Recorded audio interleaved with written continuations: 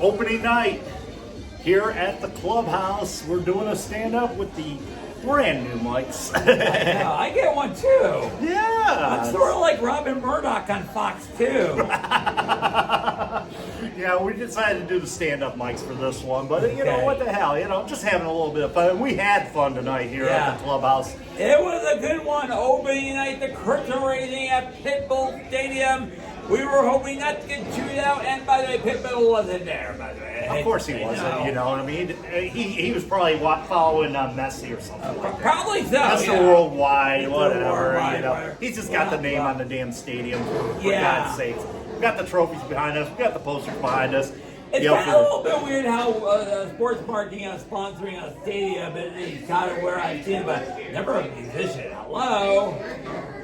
Eminem, the call goes out to you for the naming of our new stadium in a couple years. Eminem, but I digress. Eminem, please call us. We don't want Kid Rock to, please. God, no. No, I think he's going to name the stadium out whenever George decides to put that up, which will be probably never. But anyway, we digress. All right. Tonight, Detroit City opened up their 2025 USL Championship campaign down at Pitbull Stadium against the Miami FC. And, from early on, it seemed like Detroit had most of the advantage. Yeah. You would have to say?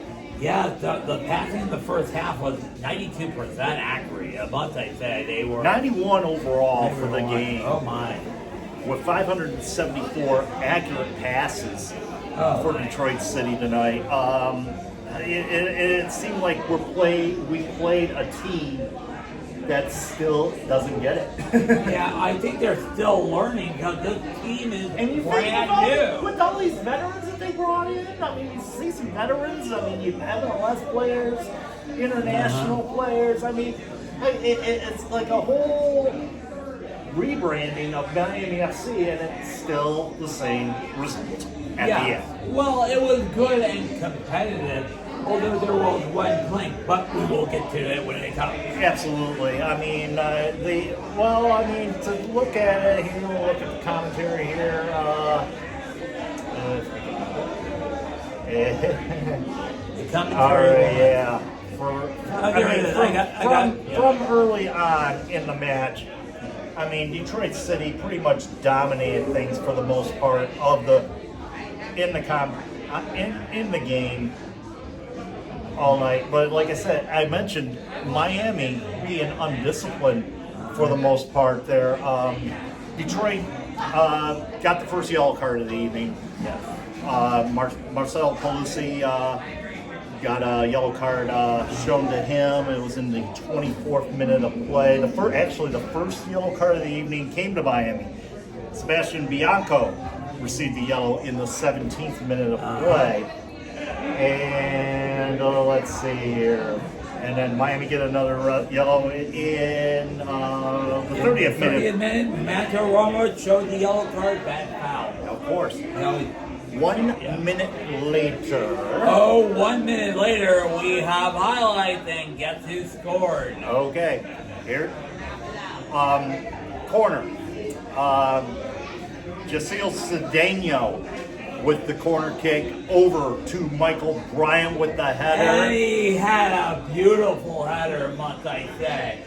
Listen, this guy almost became a goner here until that surprise shock resigning, and he proved his work tonight. He told us that he was moving to another house in the area. It's pretty much what the tweet was all about. Yeah, literally, yeah. But Michael Bryant scored in the 31st minute. Detroit City went up by a score of 1-0. Yes. And then after Things that, got interesting. Francisco Bonfiglio was issued a yellow card in the 39th minute of play.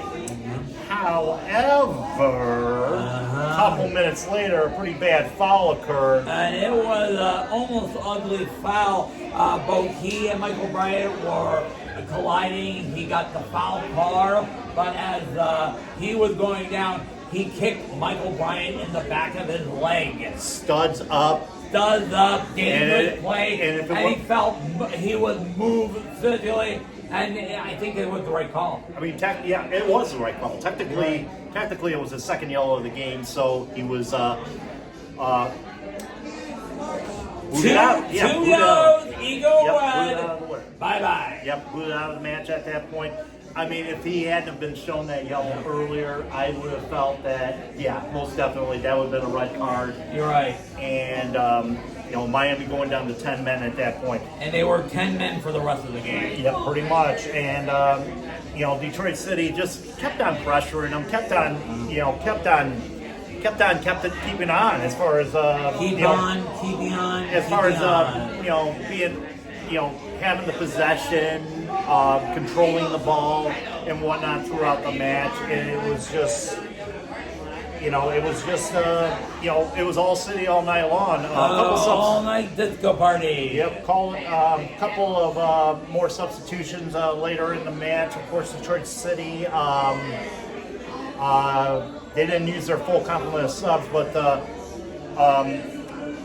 in the 65th minute, Alex Villanueva and Sebastian Guanzatti came into the match for Maury Donor and Sebastian Guanzatti came into the match for Detroit City debut. Yes. Both their city debuts, as a matter of fact, coming in for Alex Villanueva and Jacil Cedeno, respectively. And as I'm going, two more substitutions for City.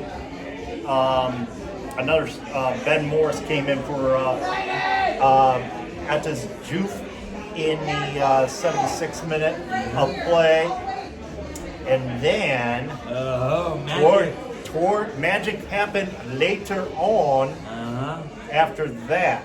87th minute of play, and there's Mikey. Mikey celebrating as the rest of us are here. You got that right. 87th minute of play. A guy that is responsible for something that's coming up in the near future over in Milford. Came up with you got that right. Yeah. That was a big announcement. We'll mention that later on. But guy that's got something going on in Milford in a couple weeks, or in the near future, let's just say that. Gets the goal here in the 87th minute of play. Left-footed shot from the center of the box to the center of the goal. And that was a good goal. Connor Rutt found the target. 2-0. I know, the big lady came in a huff and said goodnight to Miami FC. And we got footage of that as well. I like what Jamie Carragher does on the UEFA Champions League today on CBS Sports and Paramount Plus and whatnot. I had to get a Jamie Carragher type reaction from this guy. This was him immediately following the goal. Rolling. He's saying the fat lady had son at that point. Oh, no, it's the big lady. The big lady. I tried to not use fat lady if any heavy set people. You don't want to insult them, so it's the big lady. Fair enough there. Fair enough. Fair play there. But celebrating right there after Detroit City went up 2-0, and that's how the game would finish. Detroit City 2. And Miami FC 1. Let's go over the stats for the night. Detroit City had 10 shots, 4 of them on target. Only 2 corners on the night for Detroit City. Not as many corners as right. Why was that low? Did I have that on my bingo card as far as corners? Under, yes, I did add that as under because I didn't think there was going to be that many corners tonight. I know. But as far as the shots here, 5 were off target, 4 on target for the evening for Detroit City FC, and here's the deal right here. 67% possession tonight for Detroit City FC. So they won the possession battle. They won the control battle all night long. It was just a good Let me tell you, they really connected on the field. When they had possession. It was connecting. It was connect four. Yeah. The passes was really good. They almost had a couple goals. There was nearly a goal. They got their goaltender off wide open. It was blocked. So I'm trying to think what it was. Yeah, it was a great play. It was a great play. I mean, clean play at that as well because Detroit City had a chance later on to make it 3. I think it was they were going to make it. No, they were going to make it 2-0 at the point before Rutz's goal. But another good opportunity.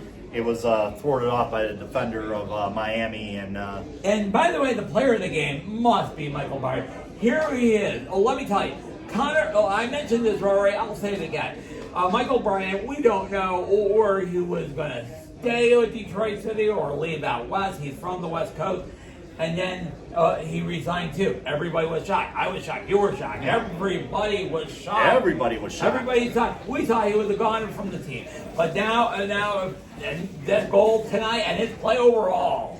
Proven. Yeah, great. Yeah. I mean, great job tonight as far as. And I have to question one thing. I went to Phobo Mob. They always have the player pictures. Yep. They used an old picture of Michael Bryant when he was, I think, playing. It was clean shaven for God's sake. For California, for Cal United. Yeah, Cal United. Couple years back. But FOD Mob needs to update the picture. You have to update the picture, FOD Mob. We know Michael Bryant it's the Mustache Mafia, for God's sake. Oh, yes. Mustache Mafia, for God's sake. Yeah. I mean, come on. Come on, FOD Mob. I mean, they're not good with updating American stuff, as you know. You're right. And last week, we mentioned about Kyron, who scored the second goal last week. He was announced as the new director for another Detroit City affiliate youth club. Detroit City Huron Valley. Yeah. And it's based out of Milford. And they pretty much were... It sounded like they're shopping for rights to, for the youth clubs over there. So now Detroit City FC is now affiliated in Huron Valley now. Yes. So, and Connor Rutz is one of the executive coaches for that. So congratulations to Mr. Rutz as Steve's going for his jacket there for a second. But Steve got a couple more interviews. Yes, I did a couple more interviews with... Mina from Bellland Pizza. Yep. At the what do you call it? He got a couple more at the kit reveal on Sunday. We'll go to that. Yes. And plus we got some highlights from around the league. We're going to do it a little different this year. Instead of me coming back for 20 minutes doing all the stats and all that stuff, we got a highlight package from the game that already played today. Absolutely. And edit it when we get back to the news to your headquarters. Actually, we're just doing everything here. So, and then when we come back, we will be talking about USL Division 1. Okay. Right direction. Another service dipping down. Will be cleared away by Lexington. Wind up effort. Oh my goodness! Why not take a hit? And how about a debut goal in the USL Championship for Lexington? Playing with 10. Toch. From distance. And it sneaks in! Wow. How did that get through Zamudio? It gives Lou City a 2-1 advantage.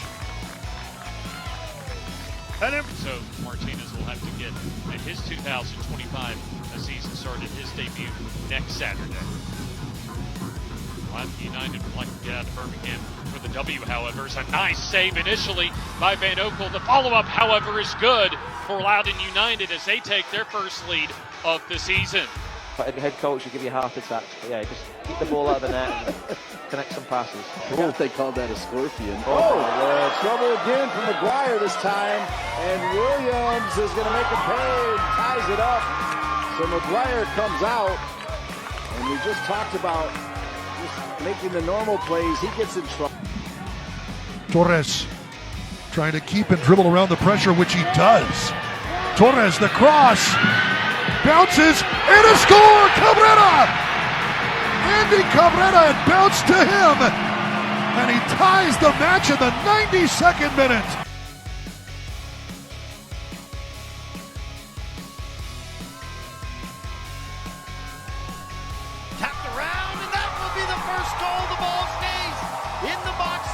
enough.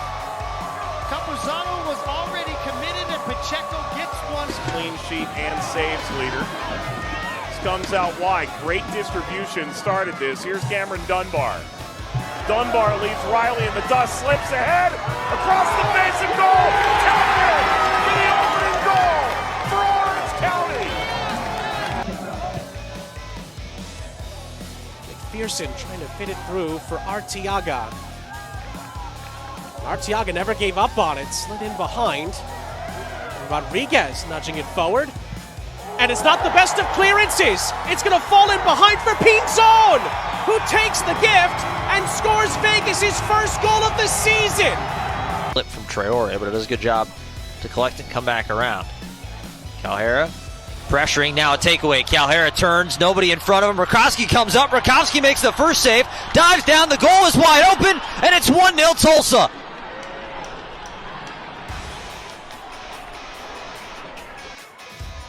I would say at least 3 of those tackles probably won by Lewis. Sets up the penalty kick, and he has been all over the place tonight. Here comes Sacramento. Chance for another one. Oh, it hits the right post. The follower third. Oh, Sacramento has taken the lead early in the second half. Guess who's on top of the table after week 1 in the USL Championship? Detroit City FC at the top, tied with Loudoun for first. Now on Soccer Night in Detroit, we have the new number 1, Carlos Saldana, right? Saldana. Yeah, I didn't want to call you Carlos Santana by accident. Well, you are now the new number 1. How do you feel being new number 1, taking up from the retiring Nate Skywalker? I presume no pressure being the new number 1 and all that. Well, I mean, I think last year coming in, I knew what it was going to be, and training with Nate and playing with Nate and taking advantage of the minutes that I had. I think I was able to put on good performances and really prove that I can be a starter not only in this league but for this team. And I think I'm going to face the same year, go into with the same mentality, just take advantage of the minutes, take advantage of every game, try to keep my team in games, and hopefully put on big performances to continue growing in my career. Super excited about it. I know the highlight was last year during the U.S. Open Cup game.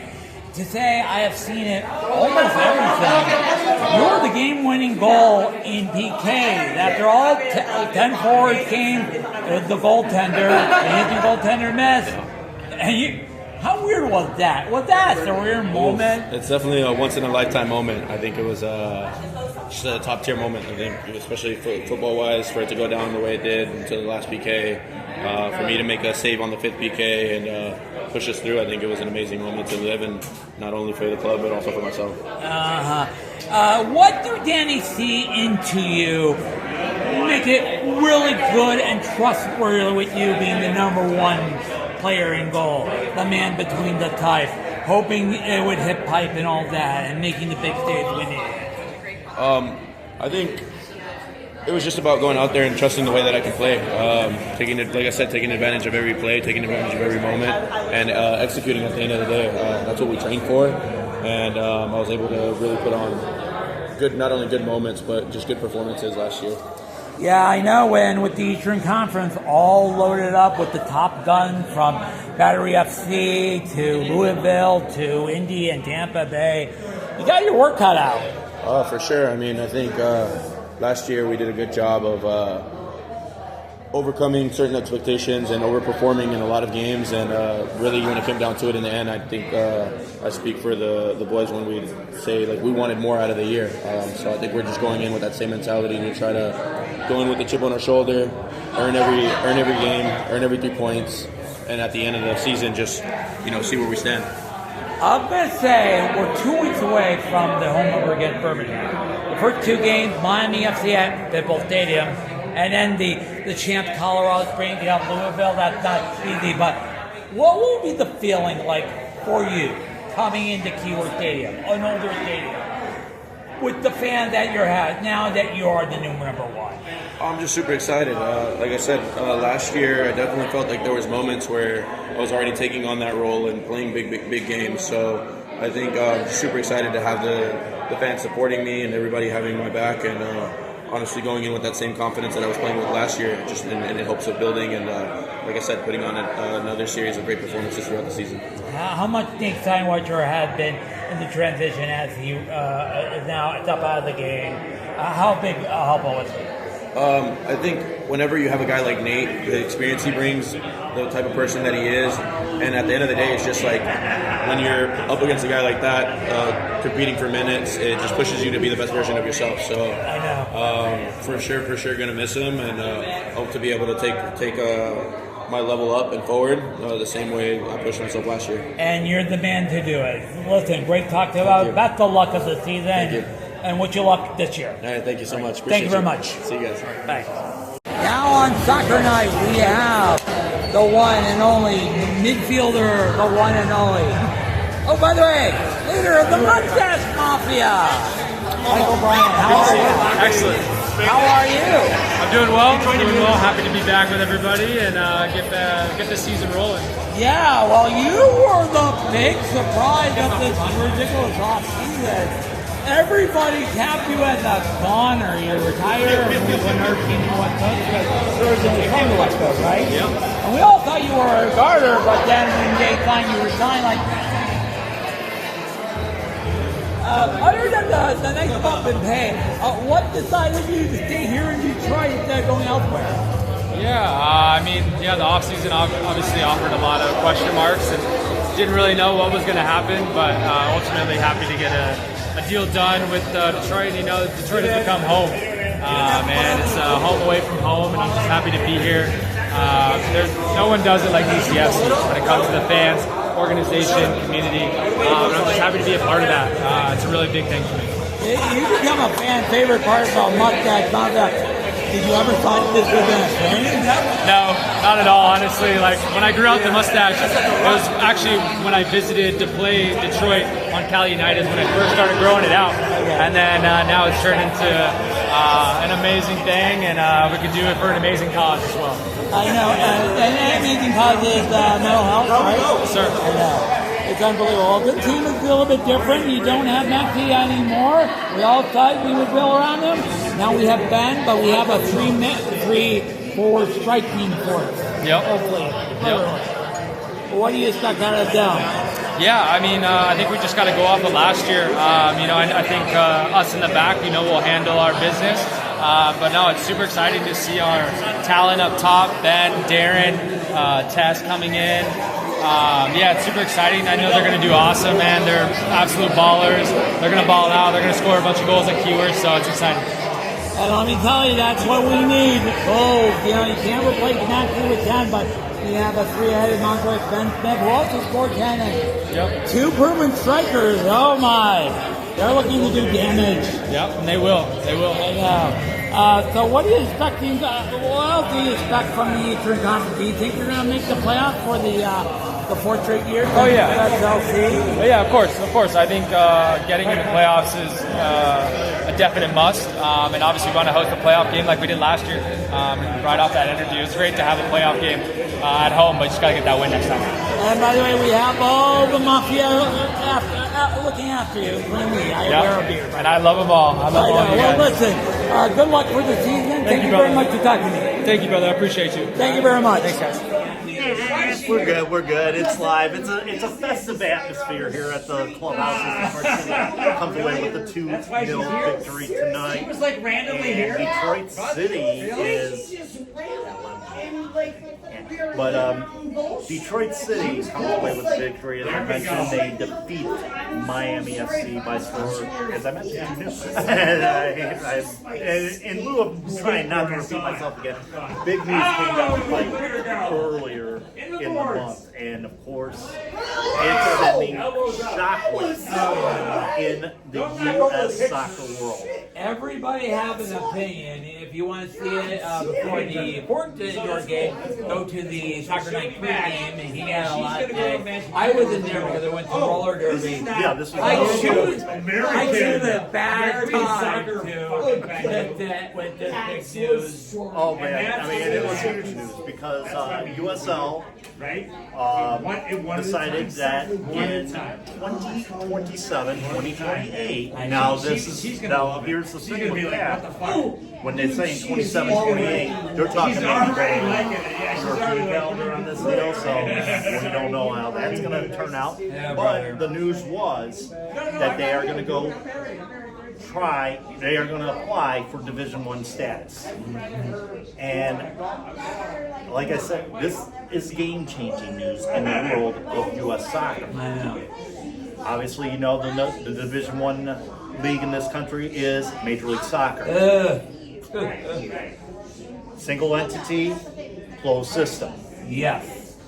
With USL going to a Division I status, a lot of things are going to be perceived different around here.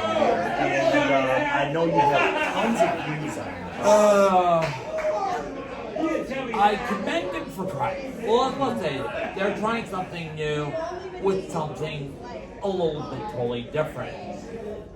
But I have some worries about it. How will it affect us, DCFC, the USL Soccer? Let me tell you, for the last on and off before we came in, I was shocked when they got into the championship league. You know what I mean? And when we got the weekend we got, I saw the rest of the, I think it was the 2021 playoffs. You know what I mean? That was really great. You know what I mean? Yeah. And I have loved it because we were in the league, and I had to follow 3 times more teams, loving all the teams like Tampa Bay and Louisville and of course Phoenix and Orange County. I mean Charleston Battery, Pittsburgh, Memphis when they were still a team. Memphis and San Diego Laura when they still have a team. Yep. And the thing is with the USL, they've gone to markets where MLS is not, pretty much. I mean, obviously Louisville, Indianapolis, Pittsburgh. Coming to us in Detroit, we ended up joining the USL Championship back in late 2021. We joined it, started playing in 2022. Sadly, we learned how brutal it could be. Remember the San Diego Royal? They had a tremendous following in the USL outside until some investor came in with a $500 million bid, and next thing you know, San Diego Loyal was pretty much no more. Albion San Diego was pretty much no more. So now San Diego just has the one team, and that's San Diego FC, the 30th team in MLS. Now, I posted something, and it was a sad emoji posting the celebration of the MLS team. It was a sad emoji because, remember, after the Royal was disbanding, the supporter group, the local, they would say, okay, we had fun with the Royal, but they decided to support the new team. Pretty much. And it's kind of brutal to be pushed out from... Would you honestly say that was a sellout? You could say that, yeah. Okay. You can say that. And Memphis is totally different because they didn't get the funding to build their new stadium at the side of the Mid-South Coliseum. They couldn't find it, and they just poof. Yeah, and that's all it boils down to. Yeah, you're right. And the criteria for this new Division I that we're going to be seeing in a couple years, minimum seated stadium would be 15,000. Yes. Population areas. 1 million. 1 million in the metro area, not just the city itself, but in the entire metro area. So Detroit, with a population of 600,000, doesn't count. It just be surrounding the surrounding Oakland, Washington.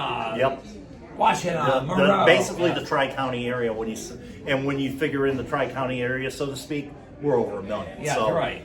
But you're looking at a league that has gone after the markets that MLS have not, established themselves in. The Pittsburghs, the Louisvilles, the Tampas, San Antonio, another example there. Yeah, and fun fact, believe it or not, I was just thinking about Lamar Hunt, whose name is on the U.S. Open Cup and in the early portion of MLS, was trying to get in the NFL for the Kansas City market. When he said, no, we don't have any room, he decided to go up, asked any investor, would you like to invest in a competing league, a.k.a. the AFL? He decided to create a competing league.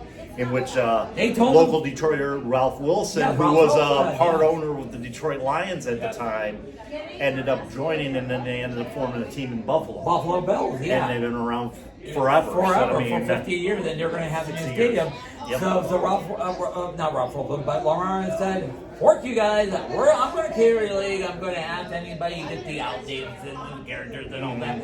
And here you are. I mean, it harkens back to the times where you had the AFL and NFL back in the 60s and 70s. You had the WHA and the NHL.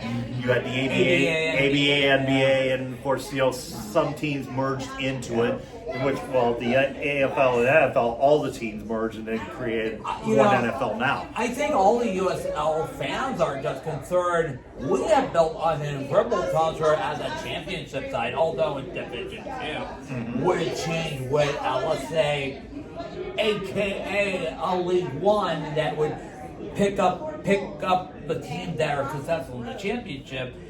Because they said 12 teams first, and Mind you, these teams are going to be they're going to have to apply for this. So it's not going to be chosen, shall we say? They're not going to pick a Louisville City. They're not going to pick a Birmingham. They're not going to pick a. These teams have to apply to get in. So that's how this process is going to work. Oh yeah. Going forward. So and then there's not going to be that many. There's going to be some teams though that won't be, or some clubs that won't be able to fit into it just because of the population size or the of the team community. type. So you won't have Barry FC, who plays in Low Country, South Carolina, Charlottesville, But here's another thing. All right. USSF can do exemptions, can do waivers and such. So say like a Charleston Battery wants to go there. If Charleston wants to add more seats to Patriots Point, I don't think you can. They'll have to find a way to do that. If Pittsburgh wants to add more, and there's been talks about Pittsburgh even adding more seats to Highmark Stadium. Yeah, it's in a blue fold. That's waivers that they can use in the future to do this. The USF's all about making the league work. Yeah. So if USL decides to do a Division I league, they can go. They can find several ways in order for them to make it work. We've seen the waiver thing rear its ugly head with NISA. Oh yeah. You know how many chances those guys have had. Oh yeah. As far as trying to get to 18s, trying to get to the middle. It's a mess. It was a total, and for a Division III league that they are, and they've had so many chances. NISA lost its USSF sanctioning this year because they've had so many chances. You're right. They have so many chances. That's why Oakland left. That's the reason why we left. Chattanooga.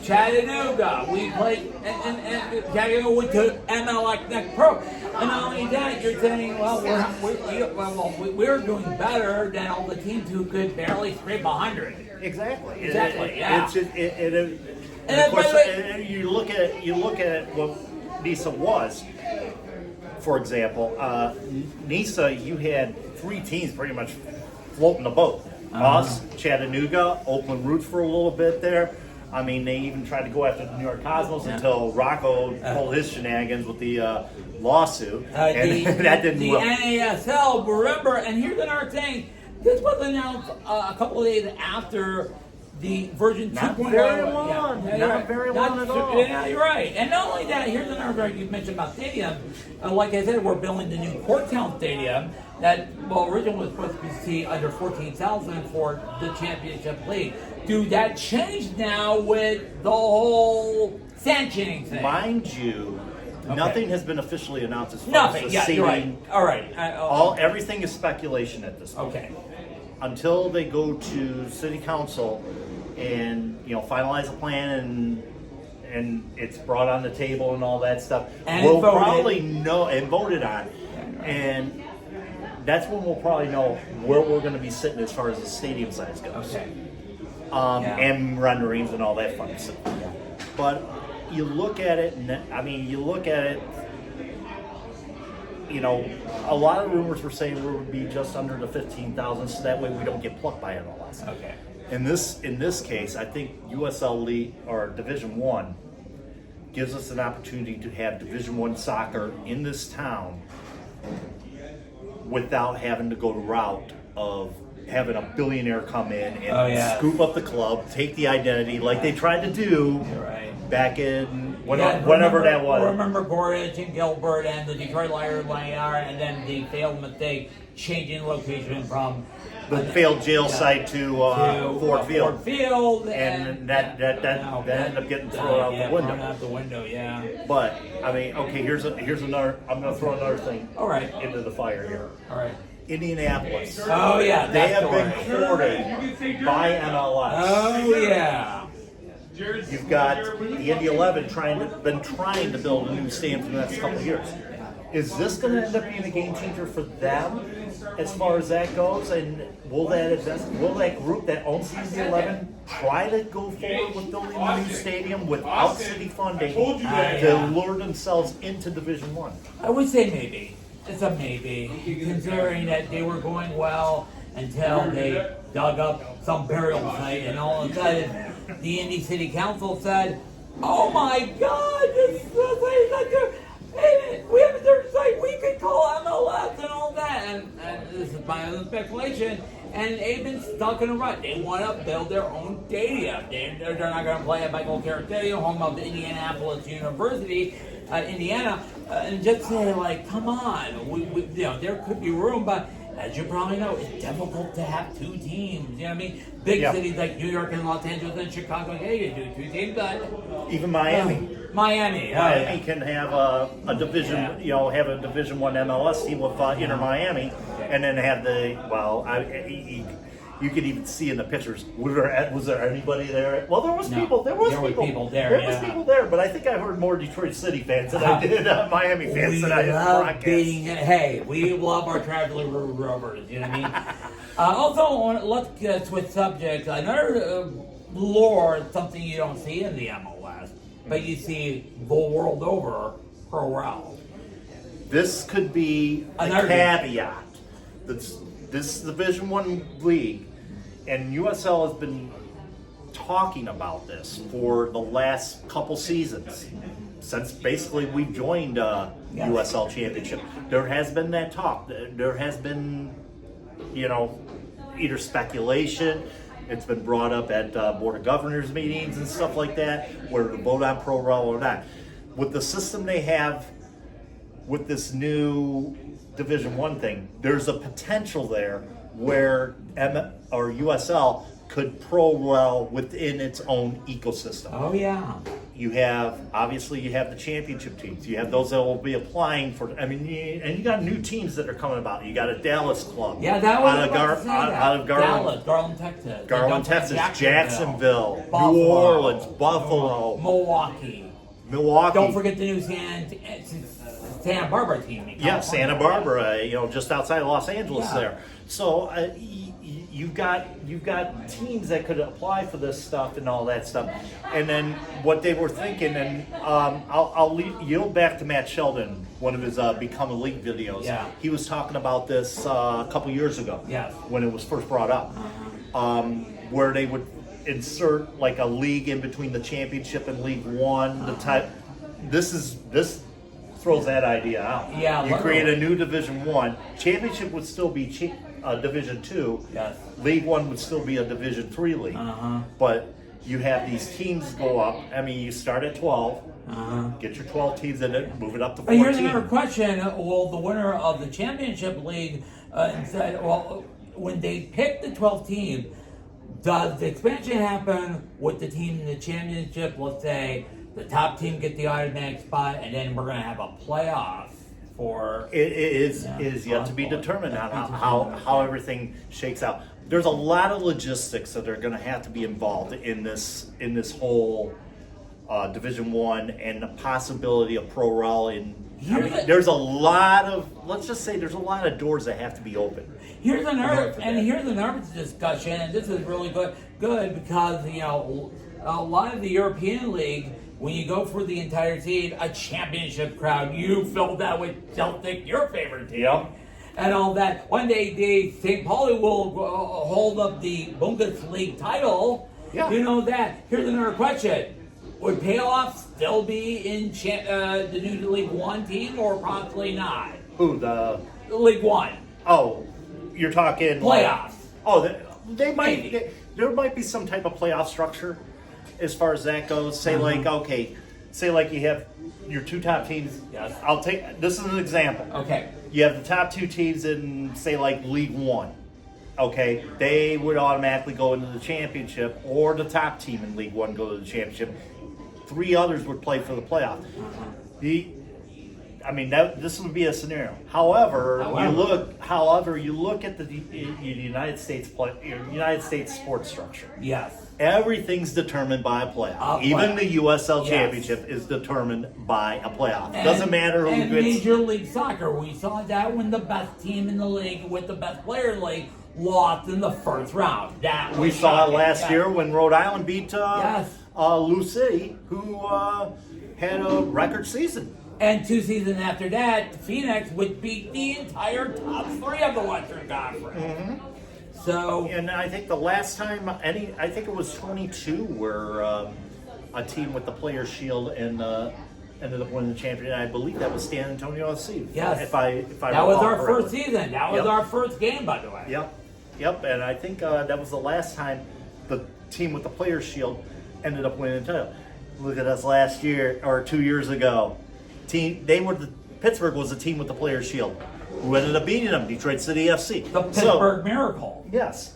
So, we're so used to this playoff system in the States. And, I don't know if that'll still continue under a new system, shall we say, or if we just rely on table play like they do over in Europe.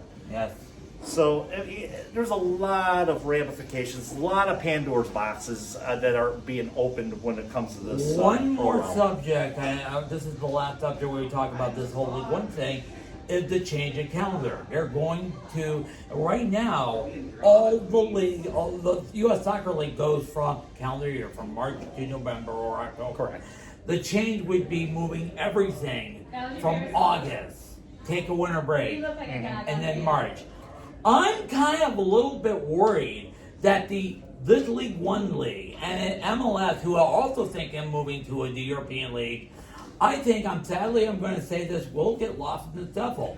If you ever seen U.S. sports, August is free. Baseball's about to go to the postseason. And then when September hit, college football. It's the race to the playoff. It's the World Series. It's the start of the NBA season. Everybody's trying to get that attention to get on the news. The sports segment, which sadly has been reduced to 4 minutes these days. Unlike the glory days, we have 6 or 7 minutes. You know what I mean? Right. And the big question is, are you going to get attention if you play a spring schedule? Like saying, hey, look at me, I want highlights. The devoted are going to stick to their sports. Mm-hmm. Obviously, you got a devoted following in hockey. You got a devoted following in basketball. You got a devoted following in baseball. NFL is king. Oh yeah, and they'll always be king. They've done it right. They've managed to, shall we say, manipulate the sports landscape the way that they, present things and how they go about it. You're right. In about a month, it's all going to be NFL draft all the time. Even when I was in Pittsburgh, following the team there, we had the draft over here in Detroit. Yes. That was the number one story, was the draft in this town. It was the number one story on all the channels. It was spectacular. We broke records, literally. As soccer, and I'll say it is a niche sport, but, you're going to still have your following, wanting that. My feeling is on the calendar thing. The calendar thing is you're aligning yourself, especially with international breaks, transfer windows. Everything will be pretty much normal. So you can have more access. I think you can have more access to players that way. You can. You'll still be competing with, the top leagues in Europe. Yeah. And MLS, as far as trying to get players to come in and all that stuff, But another thing that's going to be a key factor in this is the television coverage. Yes. You mentioned this.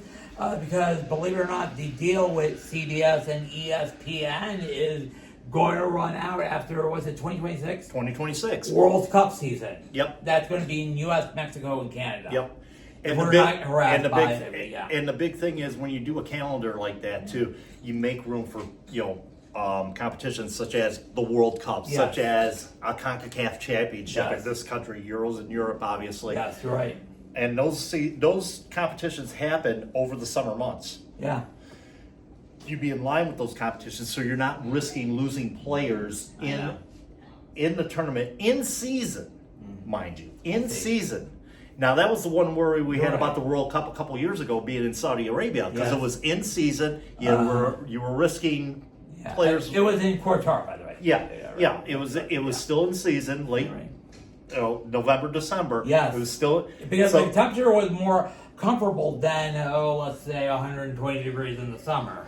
Mind you, the European leagues took a break for this because of the fact that these players were playing in. Some of the players that were selected for these squads were playing in the from these clubs onto national squads.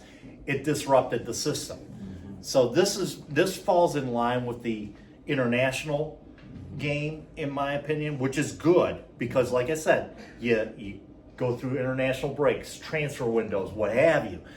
It aligns itself instead of how we have it in America. We've had players in the USL Championship compete in international competitions, so they would be gone from international breaks and stuff. So I'm liking the alignment because of that, and it's grant you August through May, I get it. Okay, you're gonna end if you end your season in May. NBA and NHL own June. You have May to yourself. Except for a couple car races in the Kentucky Derby, but you have May to yourself for your championship playoffs. And you could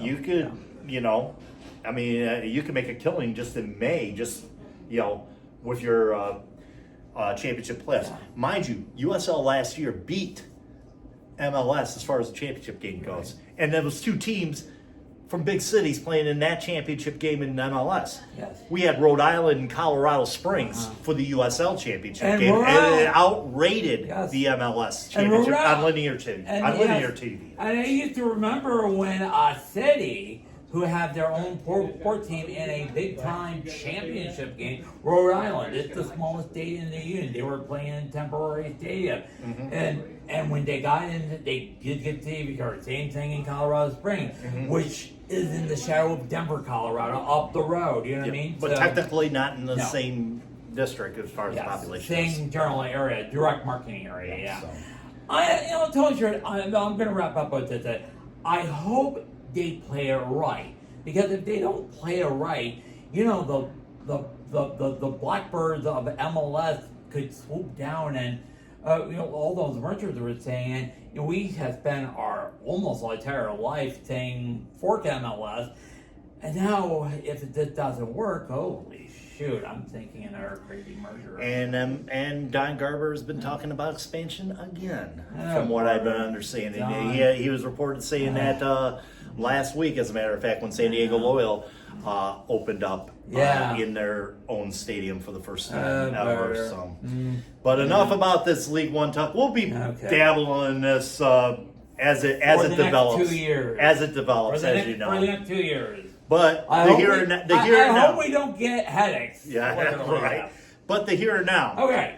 Detroit City 1-0. Yes. Travel to see the champs next week. 3 points. Oh, yes. And by the way, it's also their banner raising ceremony. Yep. And by the way, this is early. Welcome to the tough stretch now. Road game against Colorado City. They're hoping to entertain their fans after winning the Cup. But could we have an upset? And don't forget, Birmingham, our first home game, March 22nd. We have the two of Danny Trejo and the, what's that other guy? Sorry. Ronaldo Damas. Ronaldo Damas, yes. And by the way, the week after that, Louisville. By the way, the record 0-4-0. Out there in Louisville, that is. Yeesh. We did well. We did well here in Detroit. We've won the last two against Lou City. Couple times on national television. Yeah, And you know, when you look at Birmingham tonight, their first game, they lost. Oh my! By a score of 3-1. You saw that in the highlight package Yes. there.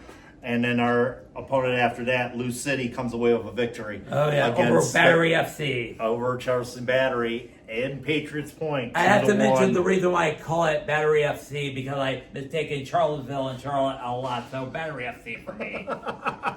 And I was gonna say, and you know, Charlotte. I was gonna say, is it Charlottesville? Yeah, Charlottesville. That's in Virginia. They're close to Loudon there. So. And the only other final 1-1 draw between North Carolina and Pittsburgh Riverhounds. Yes. So. Yeah. All right, they're getting ready to kick us out of here. Yeah, So we better go here.